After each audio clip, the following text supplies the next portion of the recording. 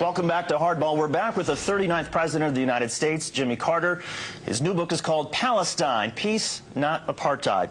And President Carter, why did you use the word apartheid in the book's title?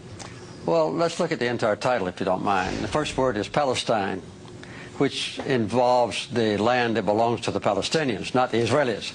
I didn't refer to Israel because there's no semblance of anything relating to apartheid within the nation of Israel. And I also emphasized the word not, that is peace and not apartheid. That's what I hope to accomplish with this book, is some move toward that goal. But there's no doubt that within the occupied territories, Palestinian land, that there is a horrendous example of apartheid. The occupation of Palestinian land, the confiscation of that land that doesn't belong to Israel, the building of settlements on it, the colonization of that land, and then the connection of those isolated but multiple settlements, more than 200 of them, with each other by highways on which Palestinians can't travel, and quite often where Palestinians cannot even cross. So the persecution of the Palestinians now under the occupied territories, under the occupation forces, is one of the worst examples of human rights deprivation that I know. And I think even worse, though, than a place like Rwanda? Yes, I think, yes. You mean now? Yes. I think the impression now of the Israelis, of the Palestinians by the Israelis, is worse than a situation in Africa like the oppression of Rwandans and the Civil War. I'm not going back into ancient history about Rwanda, but right now, the persecution of the Palestinians is one of the worst examples of human rights abuse I know, because the Palestinians... When you're talking about right now, you're not talking about, say, I'm not talking about ancient history, no. Well, Rwanda wasn't ancient history, it was just a few years ago. You could talk about Rwanda if you want to. I want to talk about Palestine.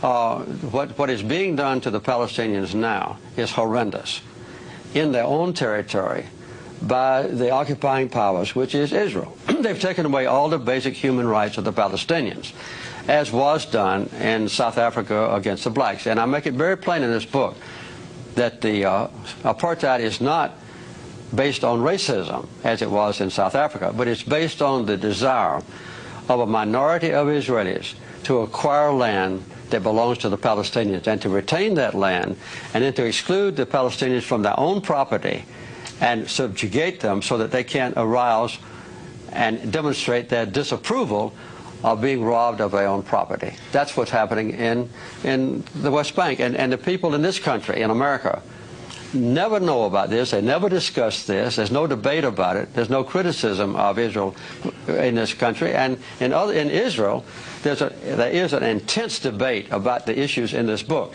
In this country, no. I agree. I mean, I wish we had that sort of debate that they're having in Israel. I wish we had that in the United States. But give us a sort of sense, how much of the responsibility for the conflict, the Israeli-Palestinian conflict, do you think belongs to the Israelis for their tactics like seizing land and occupying territory that didn't belong to them? How much of it is the responsibility of the Palestinians for their suicide terror attacks and their bombings within Israel proper?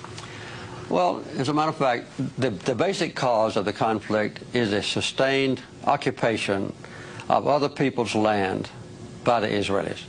And this is a direct violation of United Nations resolutions. It's a direct violation of the International Quartet's roadmap.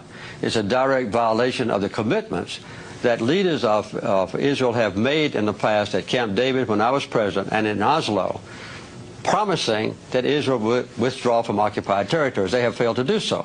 In response to that, and I'm not excusing them, there have been acts of violence. As a matter of fact, though, Hamas, the #1 accused persons of violence, have not committed an act of suicide bombing that caused an Israeli life now since August of 2004.